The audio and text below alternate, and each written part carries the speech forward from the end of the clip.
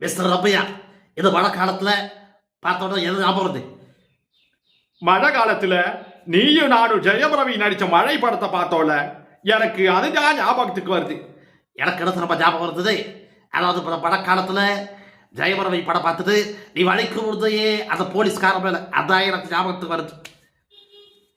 இந்த மழை காலம் பார்க்கும்போது வேற என்ன உனக்கு ஞாபகத்துக்கு வருது? அதாவது சென்னை ஃபிளட்ஸ் யாராலையும் மறக்க முடியாத விஷயம். நம்ம வெள்ளத்துல பாதிக்கப்பட்டோமே, அதான் எனக்கு ஞாபகத்துக்கு வருது. எனக்கு என்ன தரமா ஞாபகத்திற்கு வருது?